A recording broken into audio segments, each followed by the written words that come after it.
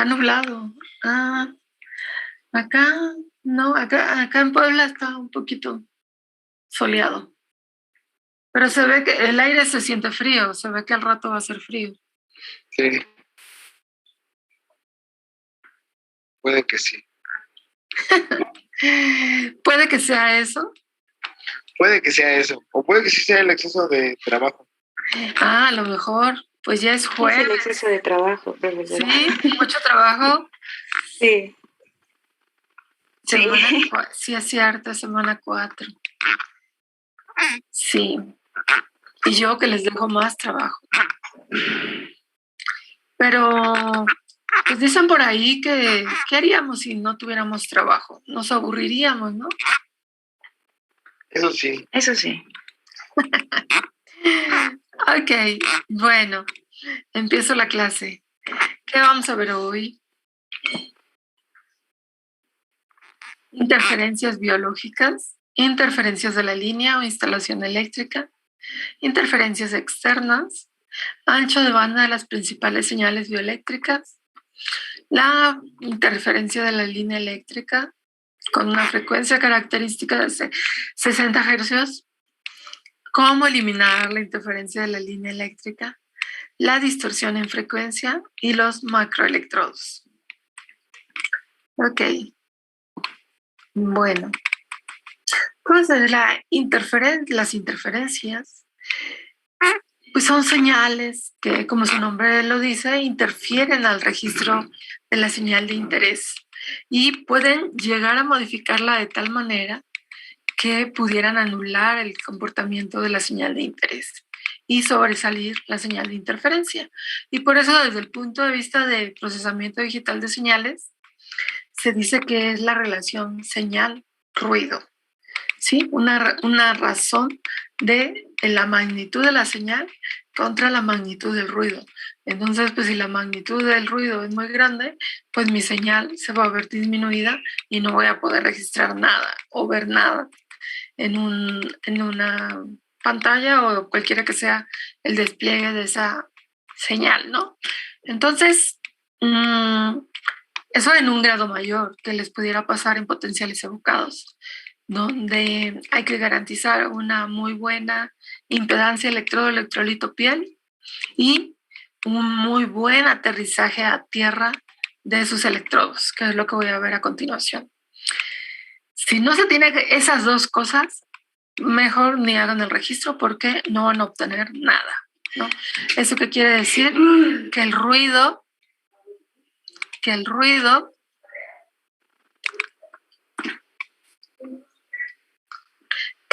sobresale sobre la señal.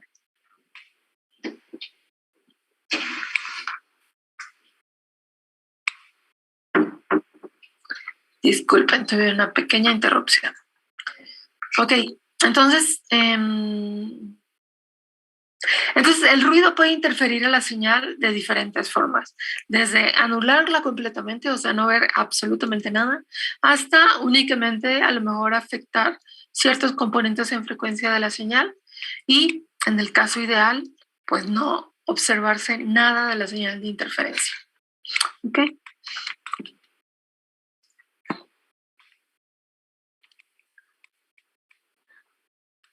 Entonces, tenemos una clasificación de las interferencias según la fuente que las produce.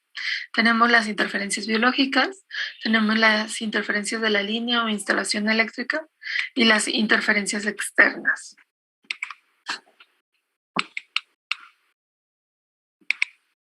Entonces, en forma general se pueden establecer dos formas de eliminar la posible distorsión en la señal de interés. La primera intenta que el ruido no se introduzca al registro, ya sea alejando la fuente de interferencia o aislando al paciente y al sistema de registro de la misma. No siempre es posible esto. La segunda es, una vez que ya adquirí esa señal de interferencia, pues es emplear un método de procesamiento para eliminarla o, lo que es lo mismo, aumentar la relación señal-ruido. Y entonces surge la interrogante de, ¿el problema se resuelve fácilmente con filtros analógicos o digitales? ¿Cómo ven?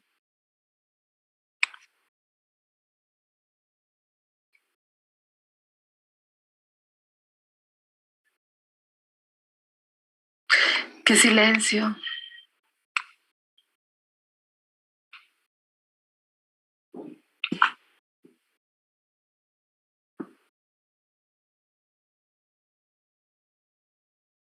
No del todo, dice Andrés Ramírez. No del todo. ¿Se corrige con filtros analógicos o digitales?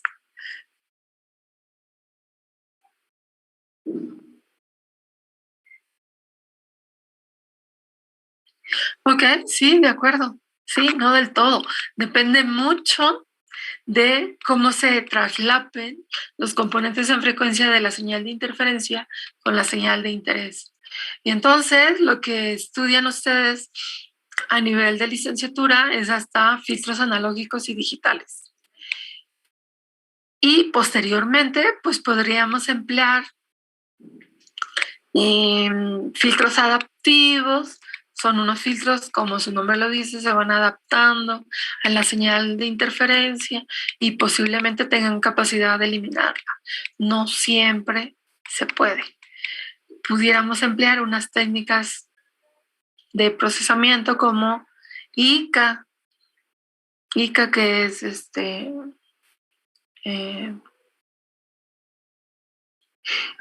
de sus siglas Interference Coefficients. Ajá, más o menos. No me acuerdo de la A. Que lo que hacen es separar todas las fuentes de interferencia que pudiera tener una señal de interés.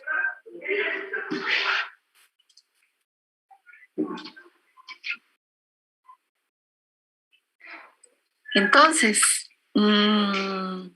hay problemas muy, digamos, graves en el sentido de una muy baja relación señal-ruido que requieren de un procesamiento digital de señales o de las técnicas de procesamiento digital de señales que se han desarrollado a partir de que se establecieron las computadoras portátiles, por ahí de 1950 a 1960. Entonces, dentro de las interferencias biológicas, son producidas por el mismo paciente por tres diferentes mecanismos. Uno, el electrodo se encuentra cerca de otra fuente eléctrica biológica, además de la de interés, y entonces, por supuesto que el electrodo capta esa otra fuente, sobre todo si el área del electrodo es grande. Pues ahí tenemos un doble compromiso. Sí me interesa tener un área de electrodo grande porque disminuye mucho la impedancia, pero por otro lado lo hago susceptible de captar más señales del cuerpo humano, no nada más la de interés, sino la de los vecinos. Ok, la segunda fuente de interferencia es que el electrodo se localiza sobre una vena importante, donde la pulsación produce un artefacto de movimiento. Se mueve la interfase electrodo-electrolito piel y eso produce que el potencial de media celda se desestabilice y entonces genere un potencial cambiante en el tiempo. Por otro lado, también tenemos que la sudoración del paciente produce mal contacto en la interfase electrodo-electrolito, atenuando la amplitud en el registro y por lo tanto disminuyendo la razón señal-ruido. ¿Han tenido experiencia en registro de una señal bioeléctrica?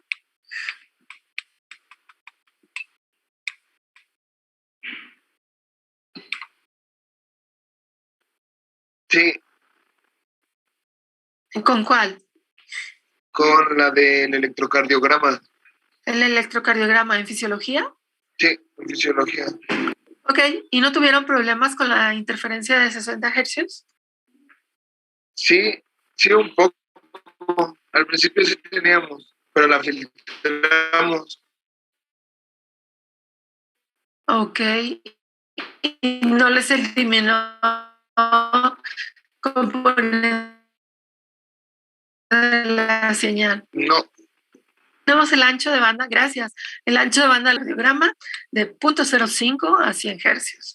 Y se pone el 0.05 en la baja frecuencia para eliminar la frecuencia de la respiración, que es muy baja, 16 ciclos por minuto.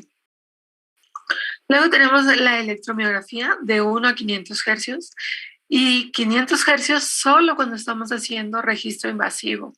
O sea, en vez de colocar electrodos en la superficie de la piel, usamos electrodos de aguja. También tenemos el electroencefalograma, que también pudiera ir de 1 a 100 hercios, pero solo cuando hemos roto también la barrera de la piel. Para registro no invasivo, tenemos de 1 a 50 hercios. Y luego tenemos los potenciales evocados, que pueden ir desde 10 hercios hasta 1000 hercios. Entonces, si estoy registrando actividad electrocardiográfica, pudiera interferir actividad electromiográfica dependiendo de dónde pongo los electrodos. La señal electrocardiográfica es tan grande que la podemos detectar desde cualquier parte del cuerpo. ¿Sí? Donde quiera que pongamos un par de electrodos con una referencia, vamos a estar detectando por lo menos el complejo QRS, que es una señal relativamente grande con respecto a electromiografía de músculos pequeños o la electroencefalografía. La electroencefalografía es una señal muy pequeña y los potenciales evocados ni se diga, es una señal muy, muy, muy pequeña. Filtrar esas 3 otras señales. A la señal de electromiografía se le pudiera meter la señal de electrocardiografía. A la señal de electroencefalografía muy comúnmente se le mete la electrocardiografía. Y aquí hay diferentes técnicas para ubicar la referencia en diferentes puntos para que no sea una señal de interferencia la señal de electrocardiografía. Los potenciales evocados también sufren del problema que se mete la electroencefalografía en el registro de potenciales evocados, por lo menos. ¿Ok? Por otro lado, tenemos la interferencia de la línea eléctrica, que ya les hablaba yo en la clase pasada sobre el voltaje en modo común. Ese voltaje en modo común, que es una corriente que viene de la instalación eléctrica y que se filtra en muy pequeña cantidad al cuerpo humano y que se ve común a los electrodos de registro. Entonces, existen corrientes de fuga por el efecto capacitivo del ambiente que se filtran hacia los cables del paciente, además de filtrarse al paciente. ¿Sí? Las otras son las corrientes de fuga que ya vimos, corrientes de fuga filtradas hacia el paciente, produciendo los voltajes en modo común.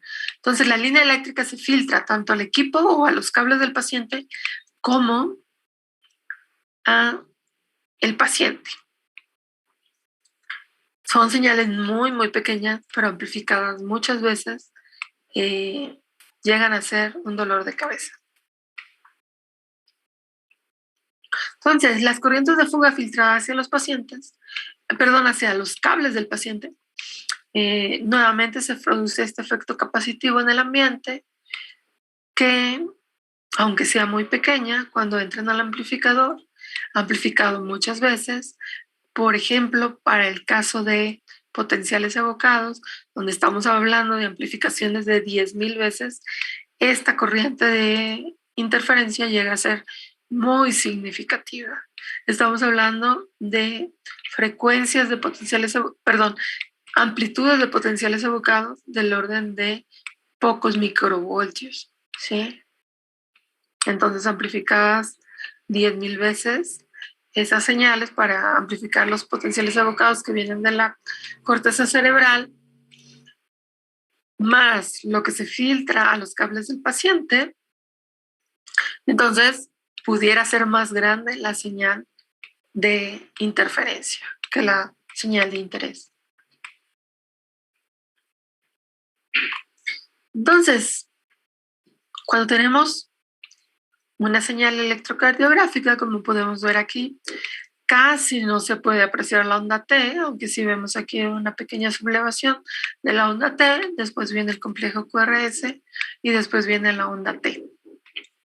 Y podemos ver que ahí hay un margen de interferencia, una señal que está ahí oscilando de alta frecuencia.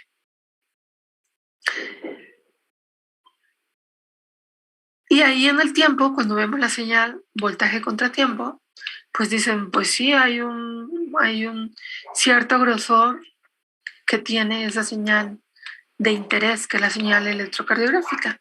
Pero cuando vemos el espectro en frecuencias mediante la transformada de Fourier o mediante cualquier otro método de procesamiento de señales que les transforme del tiempo a la frecuencia, entonces podemos ver que están los componentes en frecuencia de la señal electrocardiográfica, que podemos ver que tiene componentes aquí para esta derivación de casi llega a los 50 hercios y donde vemos aquí un pico en los 60 hercios, indicando que efectivamente hay una señal de 60 hercios ajena a mi señal de interés, identificando claramente la señal de interferencia de 60 hercios. ¿Ok?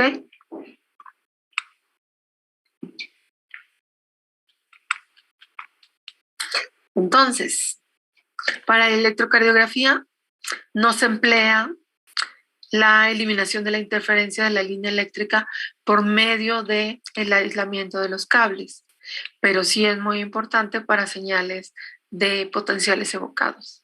Entonces, una de las formas de filtrar, una vez que no fue posible retirar la fuente de interferencia, porque pues todas las habitaciones de registro pues, tienen instalaciones eléctricas, entonces pues esa señal es muy susceptible de que la capte nuestro sistema de registro. Entonces, una de las formas de, una vez que ya la señal se fue interferida, mi señal de interés, entonces pues es usar el filtro de ranura, con el problema de que probablemente estoy eliminando componentes en frecuencia de mi señal de interés. ¿Sí? Necesitaría tener un filtro perfecto con unas pendientes muy pronunciadas para únicamente estar eliminando los 60 hercios y no estar eliminando los componentes en frecuencia de mi señal de interés. ¿Sí? La otra que se emplea, que es indispensable de hecho para un registro de potenciales evocados, es emplear cables blindados para evitar que la interferencia se introduzca por los cables del paciente. Y entonces esos cables blindados, que son, mi señal viene por un conductor que es aislado, tiene un aislante, y luego tiene un otro conductor, donde ese conductor es indispensable que lo mandemos a tierra física. ¿Sí? Esa parte externa, y luego viene otro aislante del cable coaxial. Entonces, pues toda la señal que se filtre o que pues esta señal de interferencia pues está en cualquier parte del cuerpo donde estemos, ¿no? Entonces, pues esa señal que se filtra al primer conductor lo mandamos directamente a tierra. ¿Qué es directamente a tierra? Presentar una muy baja impedancia en todo este cable que viene desde este conductor hasta la instalación de la tierra física. Esta muy baja impedancia pues va a decir que en vez de filtrarse mi señal la señal de interferencia a donde viene mi señal de interés, porque ofrece el aislante de mi señal más alta impedancia, entonces esta señal va a irse por el camino de menor resistencia y entonces de esa manera filtramos la señal de 60 hercios. Entonces, les repito, es muy indispensable, de hecho, que en equipos de potenciales evocados, la instalación de equipos de potenciales evocados tenga una muy buena tierra física. Los hospitales deben de tener muy buena instalación de tierra física. Eso que implica que desde que ustedes miden si pudieran medir la resistencia de donde conectan el equipo a donde está enterrada la tierra física, que es exactamente eso, estar enterrada en la tierra, y donde esa tierra se moja para bajar todavía más la impedancia. Esa resistencia pues debería de ser de 0 ohms. 0 ohms. ¿Ok?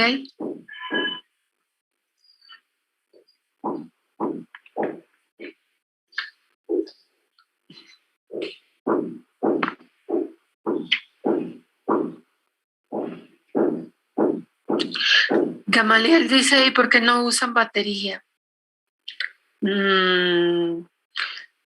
Sí se puede usar la batería para polarizar su amplificador, ¿ok?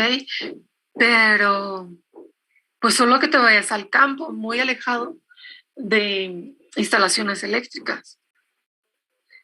Pero por donde quiera que pase un cable de una instalación eléctrica, los cables de corriente, por donde quiera vas a tener la interferencia de 60 hercios. Solo que te vayas allá a la montaña donde no hay geógrafo con su pila, entonces le hagas el registro al sujeto, probablemente ahí encuentres una señal libre de la interferencia de 60 hercios. Aunque no estás libre de interferencias. Te libras de la señal de 60 hercios, pero por todos lados hay espectro, que ahorita veremos que es una señal de más alta frecuencia que la de 60 hercios, ¿no? Son señales del orden de megahercios. Muchas gracias. Sí, de nada. Ok. Otra de las técnicas que se usa para el registro de potenciales evocados, sobre todo, es generar una jaula de Faraday. Está mi sistema de registro que tiene su tierra física, el registro del sujeto y la jaula de Faraday, que es un metal, solamente meter el cuarto y donde ese cuarto aislado pues está conectado a la tierra física, de tal manera que todas estas señales de interferencia de la línea de energía se van a tierra, ¿sí? Y donde es muy importante nuevamente una buena tierra física. Si esta tierra física está desconectada, entonces de nada sirvió que tuvieran un cuarto con una cubierta metálica. Entonces es muy importante estar checando la tierra física de ese cuarto. Ahí en la UAM hay un laboratorio, no sé si conozcan, el laboratorio de audiología tiene un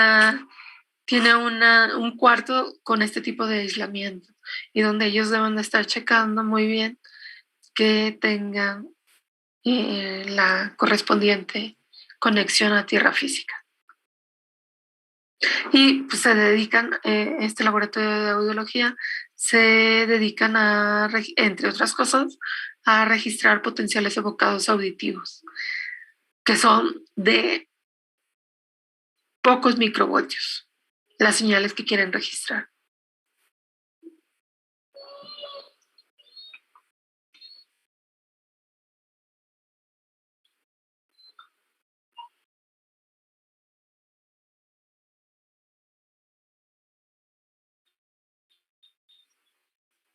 Otro de los problemas que suceden es perder mi referencia eléctrica, ¿sí? Y eso se da en diferentes tierras en los conectores, ¿no? Diferentes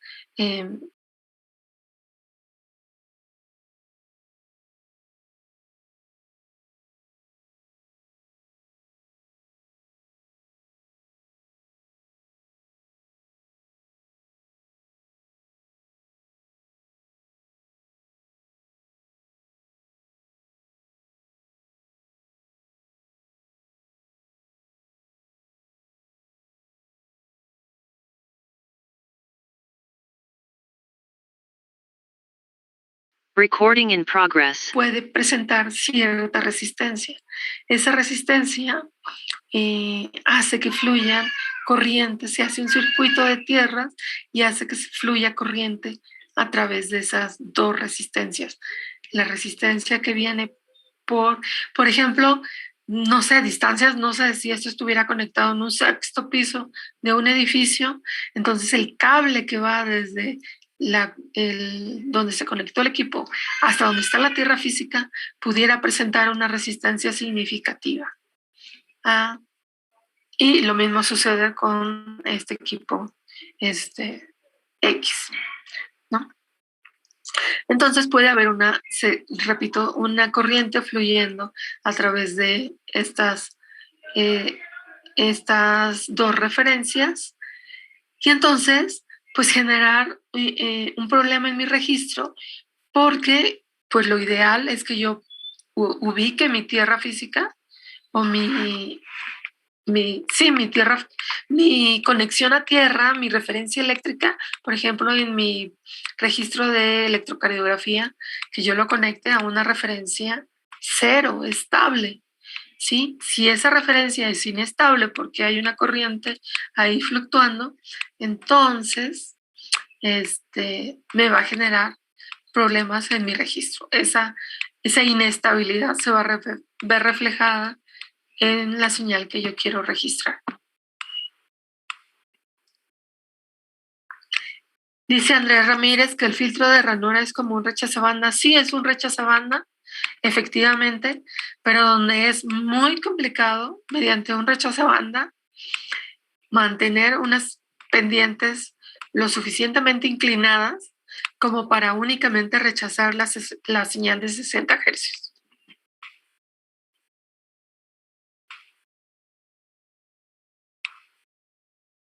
De nada.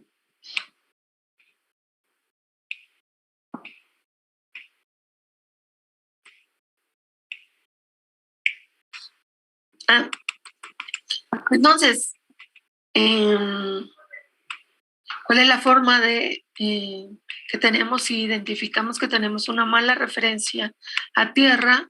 Pues es conectar los equipos que estén conectados al paciente, usar el mismo conector para que vayan por el mismo camino a tierra y entonces evitar esta corriente que fluctúa aquí entre las tierras de los dos equipos.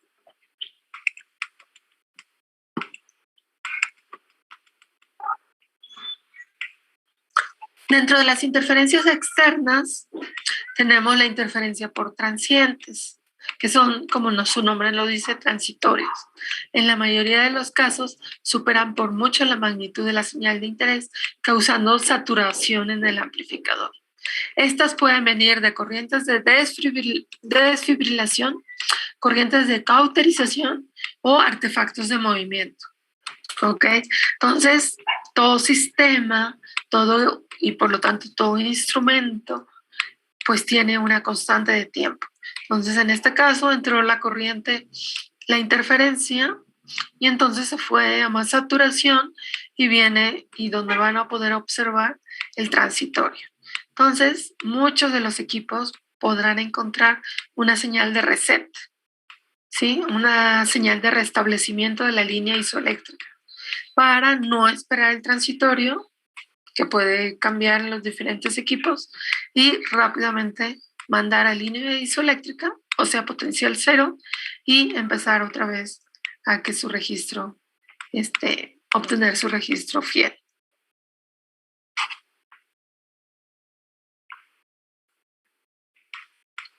También tenemos las interferencias magnéticas. Estas son generadas por transformadores de las fuentes de energía de los equipos eléctricos. Entre otras, las balastras de las lámparas fluorescentes, la iluminación de los cuartos.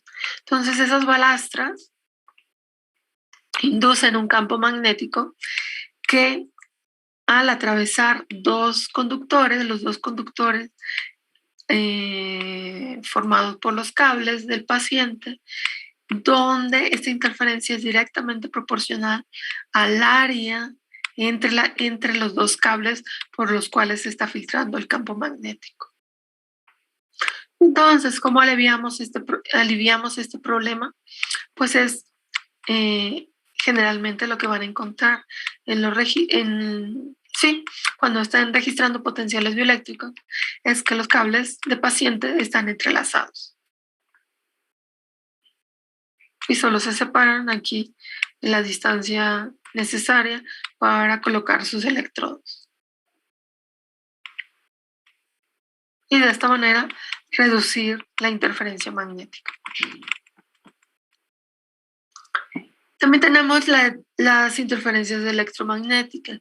Interfieren al registro cuando los electrodos sirven de antenas en transmisiones de radio, televisión o radar.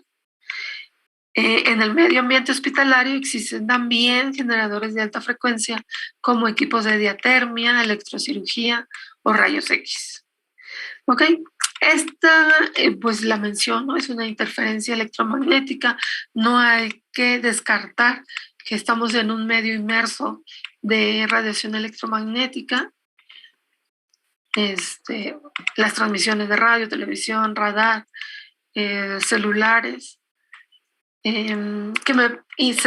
donde los electrodos actúan como antenas. Y entonces toda esa interferencia se mete a mi señal de interés. Esta señal de interferencia pudiera ser de una magnitud muy grande, pero como es de muy alta frecuencia y mis señales de interés biológicas son de muy baja frecuencia, entonces esto sí fácilmente se elimina con un filtro paso bajas, sin tener gran conflicto con la pendiente del filtro. Sí, puede ser un filtro de segundo orden, muy claramente me va a eliminar señales del orden de megahercios. Donde, repito, la señal biológica, cuando mucho, tendrá componentes de 1 kilohercio. ¿De acuerdo? Por otro lado, clasifico como señales de interferencia externas a problemas de distorsión en frecuencia. Y esto es por una mala calibración de mi equipo de amplificación de biopotenciales. Entonces, la respuesta en frecuencia del sistema no es lo suficientemente amplia para permitir que los componentes en frecuencia de la señal de interés permanezcan sin distorsión. En el mejor de los casos, la señal únicamente sufre de atenuación en las formas de onda esperadas, aunque también pudieran llegar a distorsionarse, causando un número mayor de fases en la forma de onda.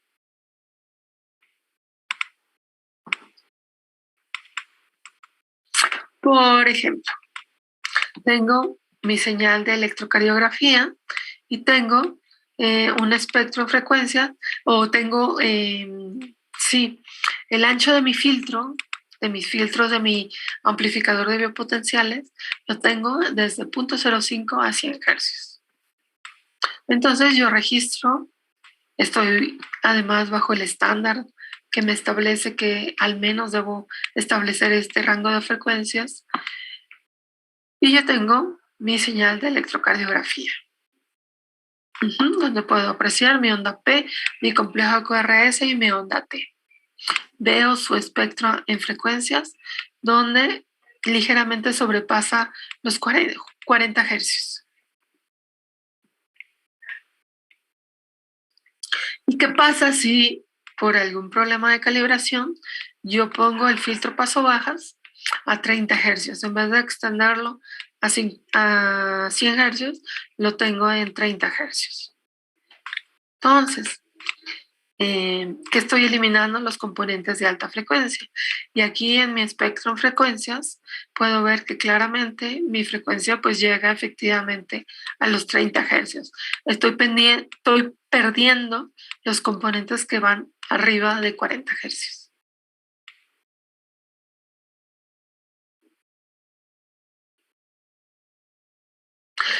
Y les pregunto, ¿cuál es el efecto que voy a generar en mi señal en el dominio del tiempo? Si yo trunco los componentes arriba de 30 Hz, estoy eliminando de 30 a casi 50 Hz de componentes por haber colocado mal mi filtro paso bajas. Mi filtro paso altas está bien, está en 0.05 hercios, pero mi filtro paso bajas lo reduje hasta 30 hercios. ¿Cuál es el efecto que esperan que va a generar en mi señal en el tiempo?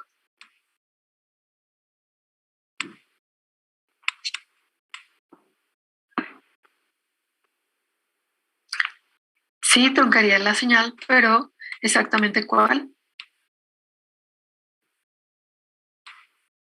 Se ve truncada esta señal de electrocardiografía.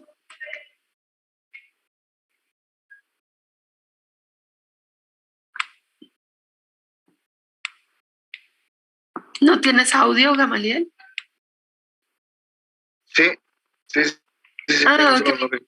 Ok, pero prefieres usar el chat. Ok, está bien, no hay problema. No, está bien.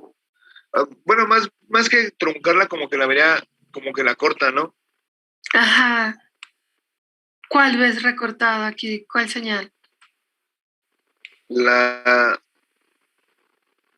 Yo creo que la T. La T. Esta. Me regreso a la señal inicial. Sí. Observen cómo se ve esta señal truncada en alta frecuencia y cómo se ve acá sin truncamiento. ¿Cuál es la diferencia?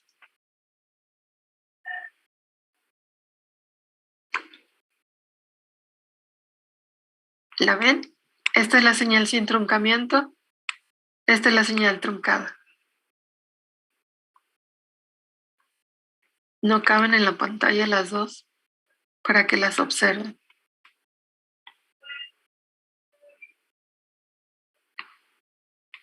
Si estoy teniendo un problema de filtrado en altas frecuencias,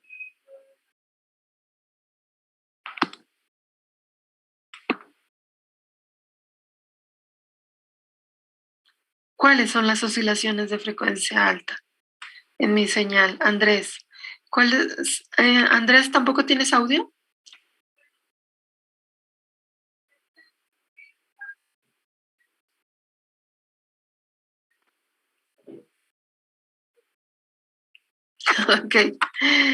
Ok, sí, es una señal de alta frecuencia, pero ¿qué pasa con mi señal de electrocardiografía?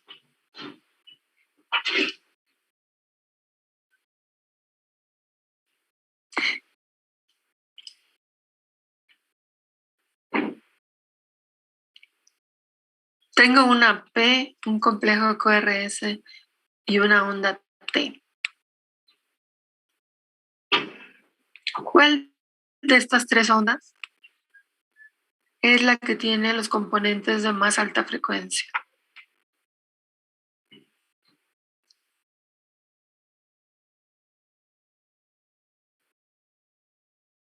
Efectivamente, gracias Andrés, el complejo QRS. Efectivamente. Entonces vean cómo aquí llega casi el complejo de QRS a 600 milivoltios. Y vean acá cómo tengo 400 milivoltios.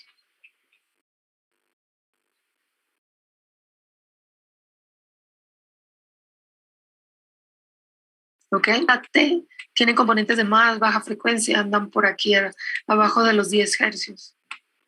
El complejo QRS es el que muestra todos estos componentes de alta frecuencia.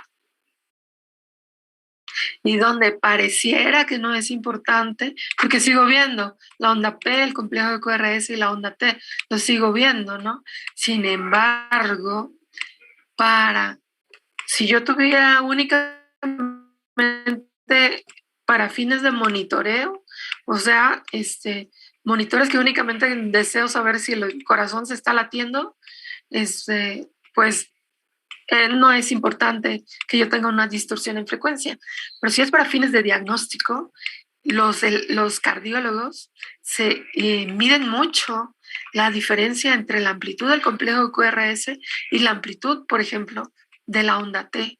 Y entonces pudiera decir por qué el complejo de QRS, que es la de contracción ventricular, tiene que ver con la repolarización ventricular, ¿sí? ¿Por qué tiene la misma magnitud cuando yo estoy esperando que esta magnitud de la contracción ventricular es mucho mayor que la repolarización?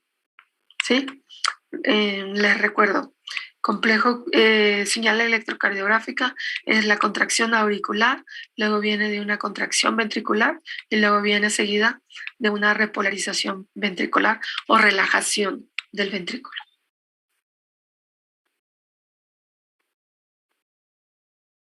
Entonces, ellos aprenden que dependiendo de la derivación les recuerdo, electrocardiografía tiene 12 derivaciones, entonces ellos han aprendido a cómo se observan esas señales, qué amplitud tienen con respecto a la derivación que tienen. Entonces, si ustedes le presentan una señal así, dijera, aquí hay, tal vez pudiera empezar a deducir que hay un problema en la despolarización ventricular y es un problema de una interferencia producida por el que estuvo a cargo de la operación del equipo.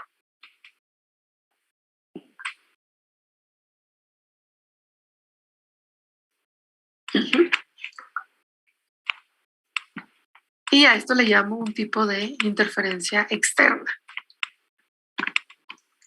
Por otro lado, ¿qué pasa si yo muevo el filtro paso alta y en vez de dejarlo en 0.05 hercios, lo muevo a 1.5 hercios? Si ven, el componente de bajas frecuencias que llega a 4 por 10 a la 9 en potencia finalmente el espectro de frecuencias, lo que les estaba diciendo es potencia de la señal con respecto a frecuencia, que acá desde cuando no tengo problemas de filtrado, lo estoy viendo sin distorsión en 4 por 10 a la 9. Acá pueden ver cómo los componentes de muy baja frecuencia, ¿no? Están reducidos.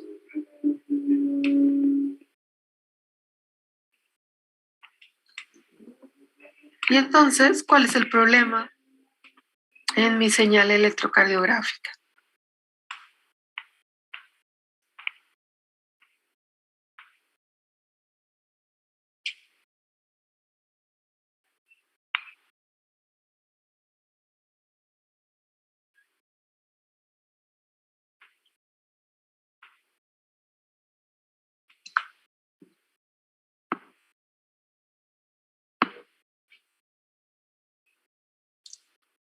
Ajá, ahora se atenúan las de menor frecuencia. Específicamente la de menor frecuencia es la onda T. La onda T, ajá, la P y la T, pero mayormente la onda T es la que tiene la menor frecuencia. Chequen aquí cómo está llegando a 300 milivoltios.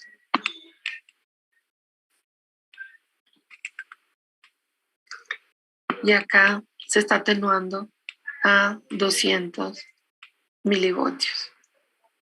Entonces, nuevamente, le presentan una interferencia al cardiólogo, al especialista que está tratando de diagnosticar a partir de esta señal de este equipo.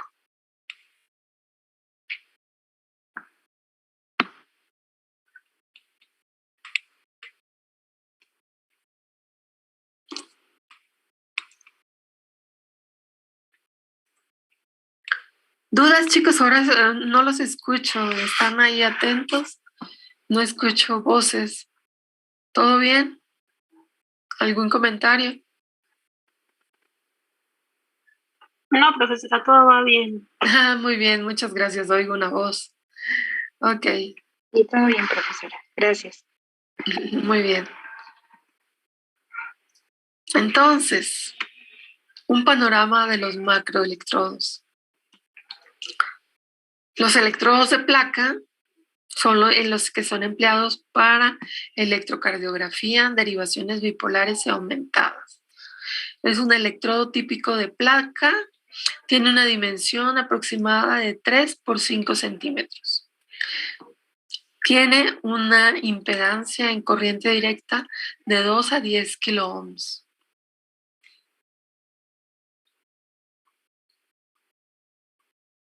Que según los escuchaba, todo el mundo ha tenido experiencia en el registro de electrocardiografía. Y entonces ha usado estos electrodos de placa. Son electrodos de gran área, 3 por 5 centímetros, electrodos de gran área, que están hechos de plata alemana, una aleación níquel-plata. No es necesaria la cubierta de cloruro de plata, como habíamos analizado en las clases anteriores. No es necesario porque está utilizando un gran área de contacto. En contacto, si necesita la pasta electrolítica, hace contacto con la piel y baja muchísimo la impedancia electrolito-piel. Y está registrando una señal muy grande. Aproximadamente la señal aquí al electrodo llega aproximadamente de 1 milivoltio, que ya es comparativamente con la señal de potenciales evocados, es 1000 veces mayor que una señal de 1 microvoltio. 1000 veces mayor que la señal de potenciales evocados.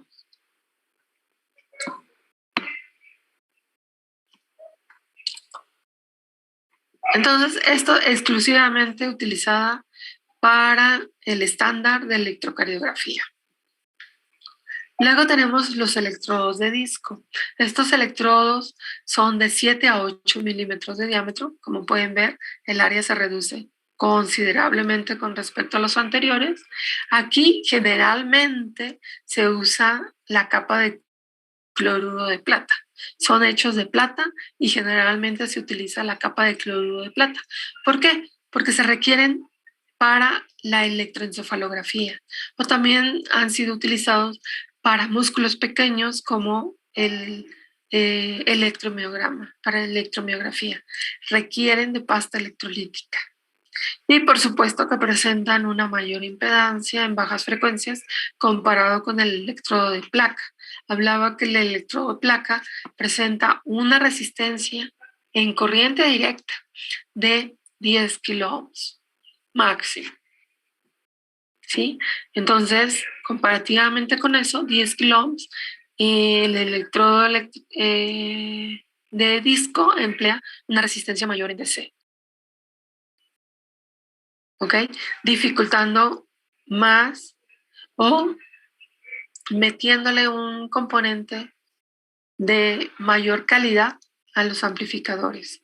¿Sí? Necesitan amplificadores de mucho más alta impedancia de entrada que los que se requieren para electrocardiografía. Y les pregunto por qué.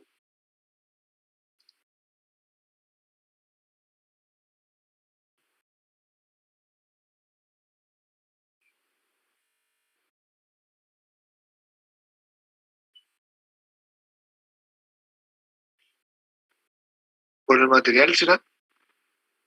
No. ¿Por qué requiero un amplificador de mucho mayor calidad en electroencefalografía que en electrocardiografía?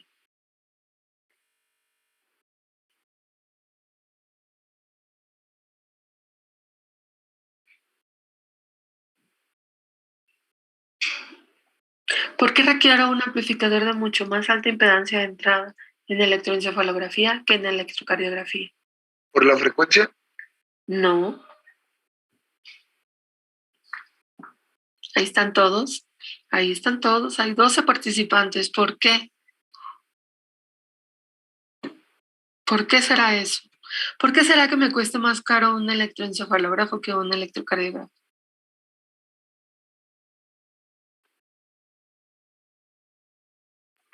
¿Será por la manera en la que se registran las señales? Bueno, no sé qué tiene que ser necesariamente en el cuero cabelludo, a diferencia del electrógrafo que puede ser tomado de un pulso. No sé Porque también estaba pensando lo que decía el compañero de la amplitud de la señal.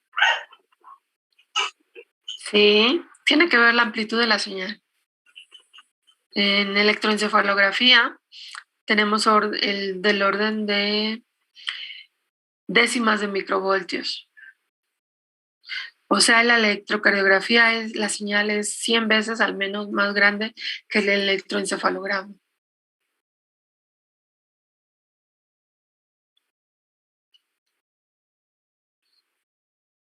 Se hace un divisor de voltaje, lo vimos en la clase pasada.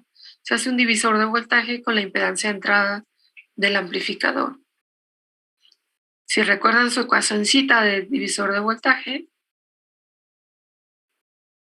a mayor impedancia de entrada, menor dependencia de la resistencia del electrodo. ¿Recuerden su formulita de divisor de voltaje?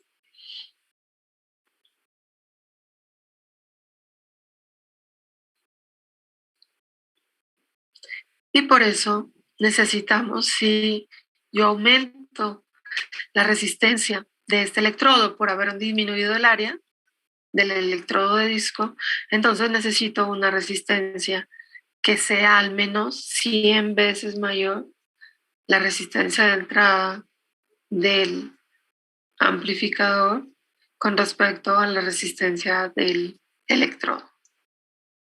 ¿Estamos de acuerdo?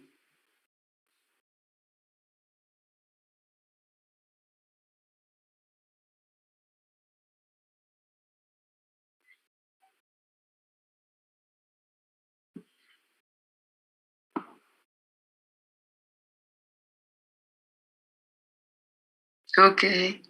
Gamaliel está de acuerdo. Andrés Ramírez también está de acuerdo. ¿Y los demás?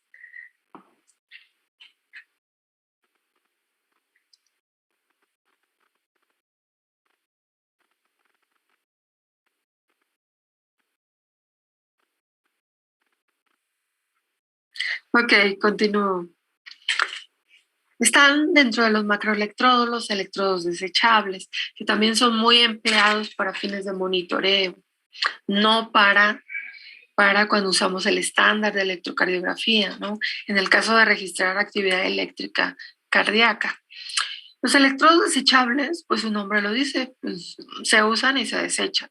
Son de muy bajo costo, son de plata, cloruro de plata, y pues tienen la ventaja de que la parte conductiva es esta, aproximadamente 8 milímetros de diámetro, y pues están aquí rodeados de un material epoxídico que tiene una placa adhesiva para que puedan fijarse. Son muy prácticos. Se quita el papelito que cubre la plata adhesiva y además al electrolito, porque es un electrodo que tiene una placa metálica y ya trae el electrolito incluido, ¿no?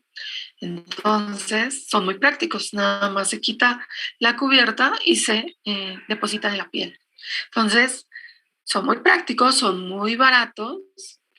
Tiene limitaciones de que no se puede usar más de 10 horas porque pues se reseca el electrolito y empieza a variar la impedancia electrolito piel. Uh-huh. Y se utilizan para monitoreo de actividad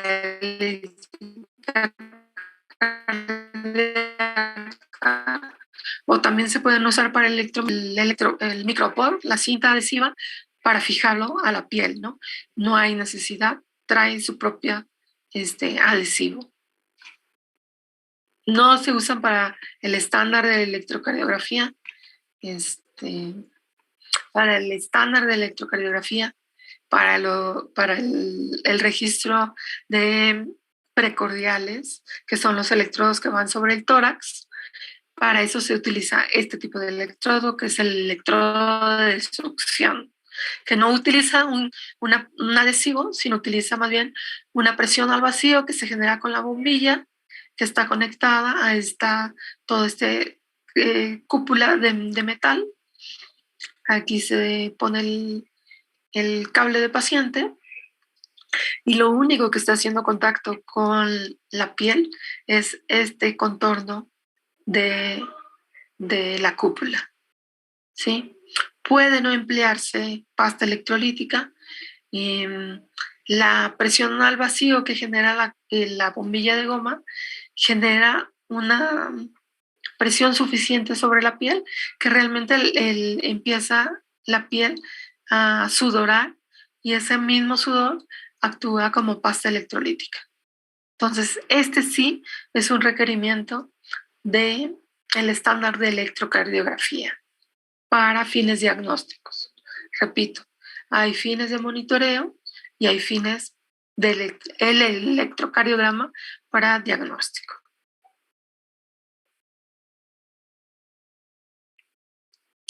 Este otro tipo de electrodo que se conoce como electrodo flotante, top hat o sombrero superior, es un electrodo que sí necesita el electrodo de plata, está hecho la parte metálica de plata y sí necesita el recubrimiento de plata, cloruro de plata. Y esta es una forma de sombrero, como su nombre lo dice, donde en la parte superior está el electrodo de plata, cloruro de plata.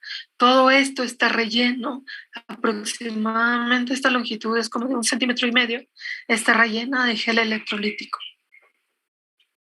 Entonces, ¿para qué se usa? Amortigua la variación en el potencial de media celda debido a movimientos de la interfase electrodo-electrolito-piel, ¿sí?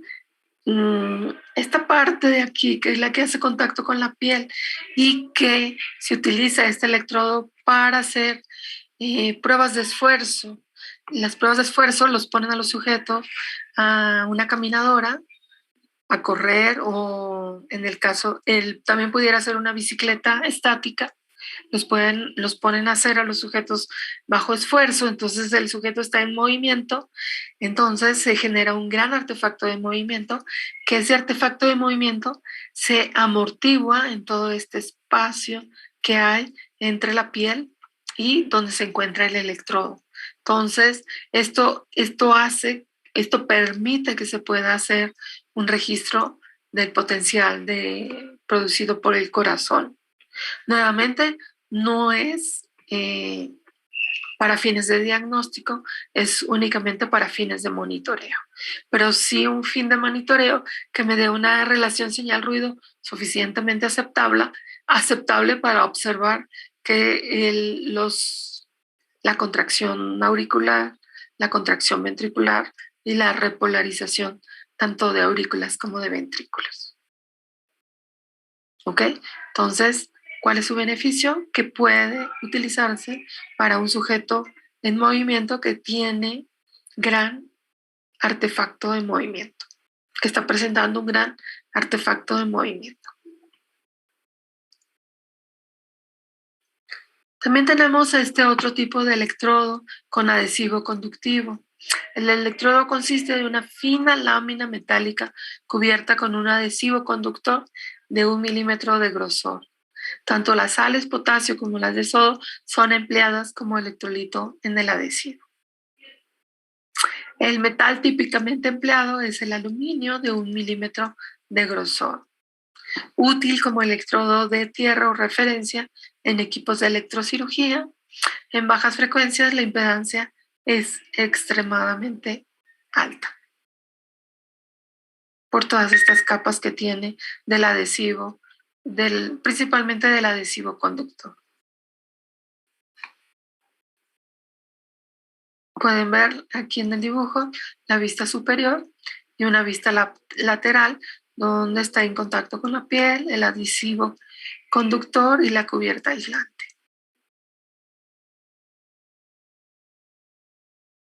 Y, antes de la cubierta aislante, la lámina de metal.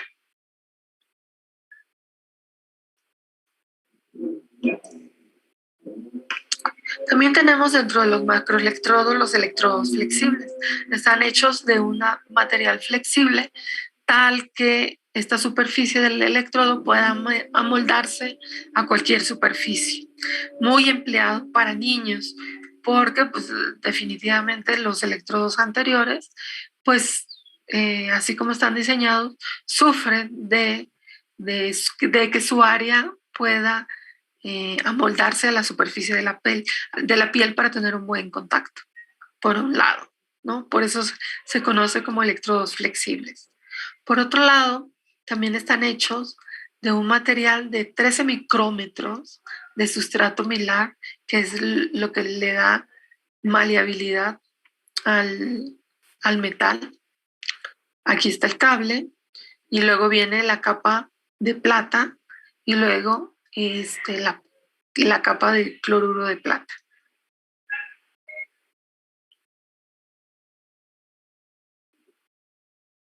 Entonces, este material es un material, el milar, es un material radiotransparente consistente de una capa milar tipo de poliéster de 13 micrómetros de grosor sobre la cual se deposita una capa de plata, cloruro de plata, muy, muy delgada, tal que lo hace ser transparente a los rayos X. Y entonces, cuando se lleva a los sujetos a obtener una placa, no es necesario retirar los electrodos.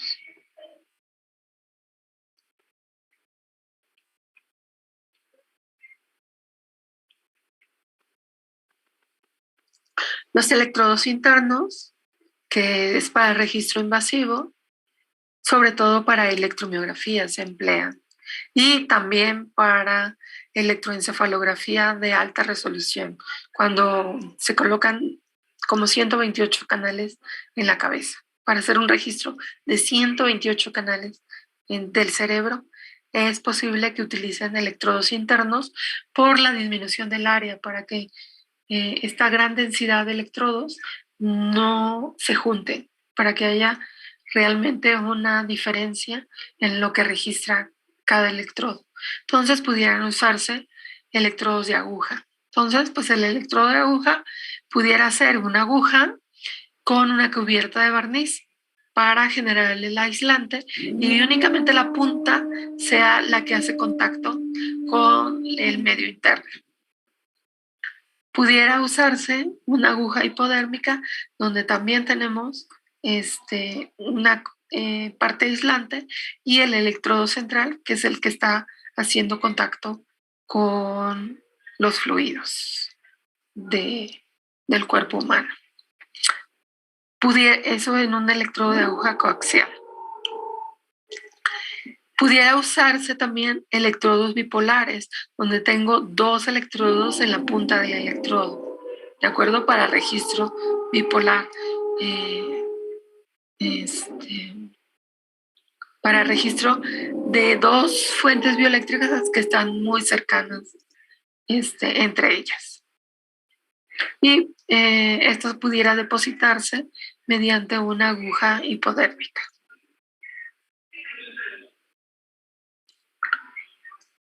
También se emplean electrodos formados por una espiral, sobre todo para electromiografía, donde la actividad electromiográfica pudiera generar una fricción suficiente, donde pudiera un electrodo simple de muy poco diámetro romperse por el movimiento del músculo.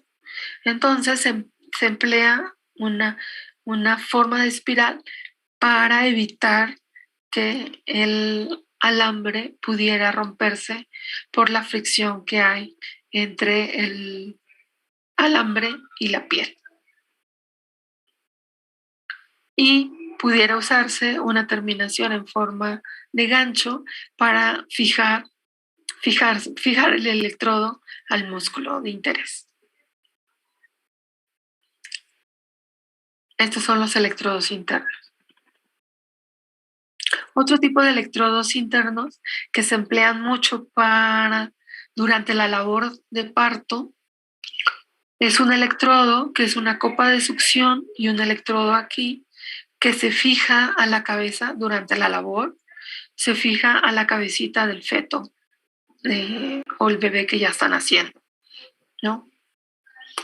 Es un electrodo que penetra la piel la piel del bebé, y donde utiliza como electrodo de referencia el fluido amniótico.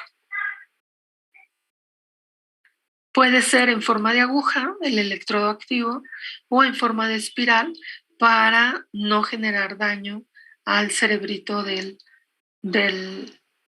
bebé que están haciendo. Y donde es muy importante el monitoreo durante la labor de parto. Es deseable monitorear el latido cardíaco del feto como índice del sufrimiento fetal. ¿Ok? La señal electrocardiográfica del feto es muy importante para que no, y como indicativo de sufrimiento fetal. Entonces se coloca un electrodo de registro sobre la cabeza del feto a través de la boca del útero.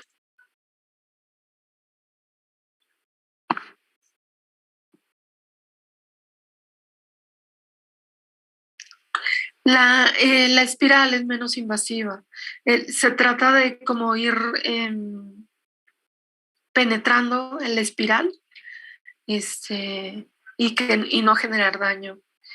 Ahí van midiendo si ya obtienen señal para no hacer gran penetración de la parte conductiva. Gamaliel.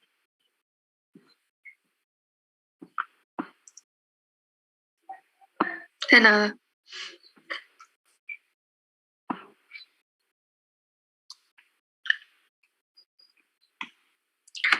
También se han diseñado electrodos implantables para monitoreo de 24 horas. Es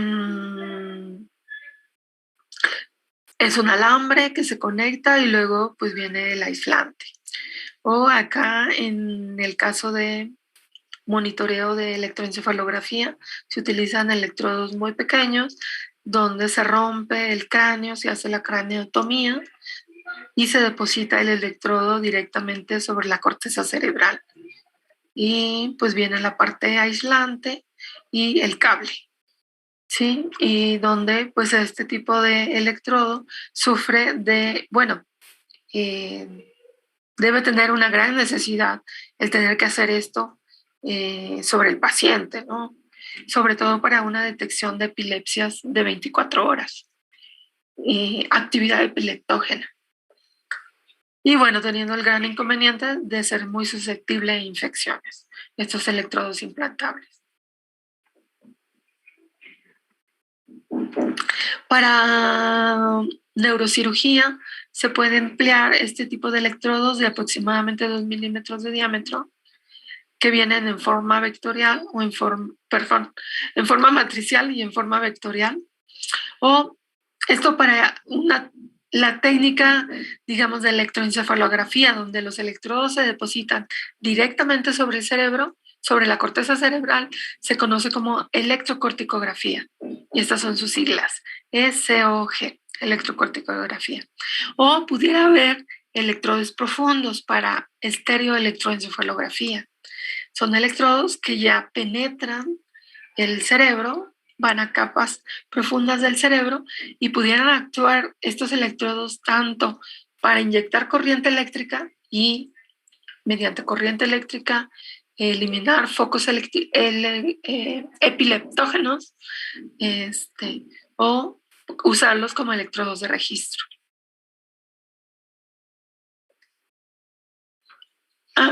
Tiene ambas funciones este electrodo interno.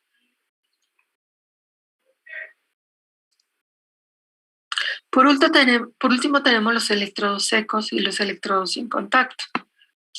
Los electrodos secos pues no necesitan ponerle, como dice su nombre, no necesitan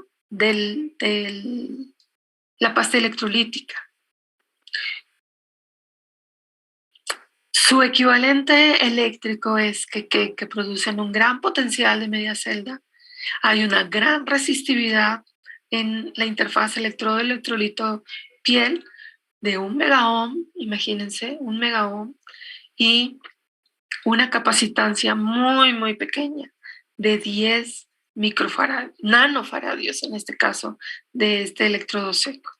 10 nanofaradios. Eso lo hace que tenga muy alta impedancia la interfaz electrodo-electrolito-piel. Entonces, imagínense la calidad de los amplificadores para esta interfaz electrodo-electrolito-piel, ¿sí? De al menos 100 veces esta impedancia. Y luego, pero es posible, ya la tecnología de los amplificadores operacionales ya presenta impedancias de entrada de arriba de 1 gigaohm, ¿sí?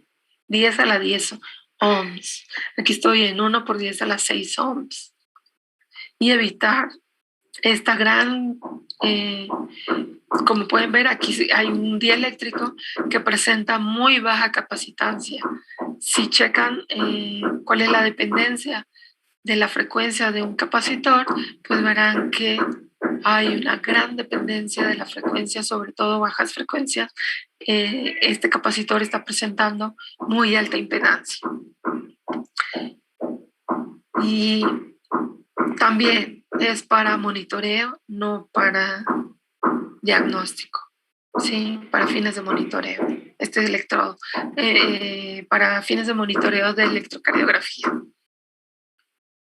Y también se han empleado electrodos sin contacto sobre la tela, sobre la vestidura del paciente, se coloca el electrodo y es posible detectar actividad eléctrica.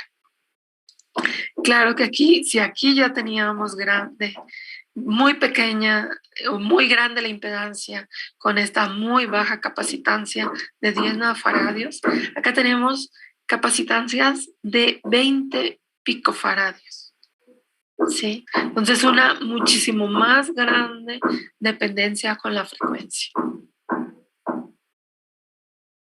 Pero es posible detectar corrientes eléctricas.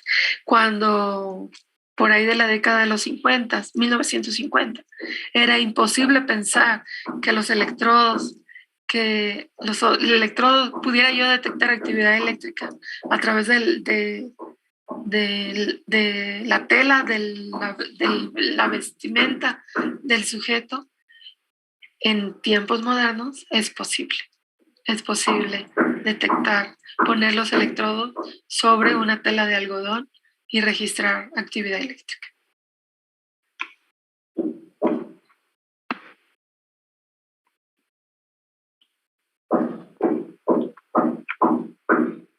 Y haciendo que estos electrodos secos en un inicio necesitaban de que está el disco de acero inoxidable, tenía que colocarse el preamplificador directamente en contacto con el electrodo para que la señal se atenuara en el cable, ¿no? Era tan pequeña la señal que esta se atenuaba en el cable. Entonces se ponía el preamplificador pegadito al electrodo. Entonces esto aumentaba los costos, por supuesto, del electrodo.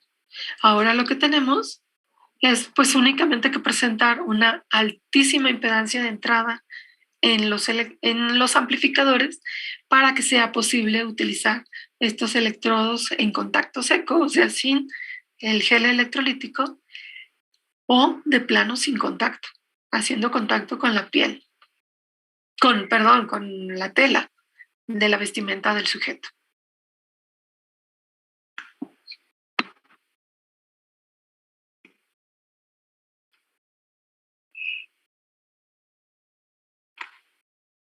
¿Cómo ven? ¿Preguntas? ¿Comentarios?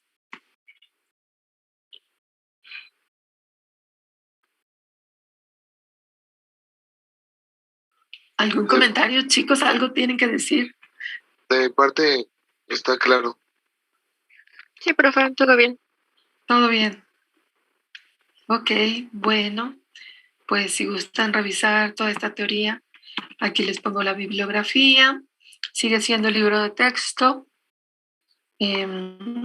editado por la Universidad Autónoma Metropolitana, Unidad de Iztapalapa. Bueno, pues si no hay preguntas, nos vemos mañana. para terminar con este capítulo de electrodos y amplificadores bioeléctricos. Y espero que ya se estén preparando para sus presentaciones del próximo martes. Sí, profesora, nos vemos mañana. Ok, muy bien. Entonces nos vemos mañana. Hasta luego. Hasta luego, profesora.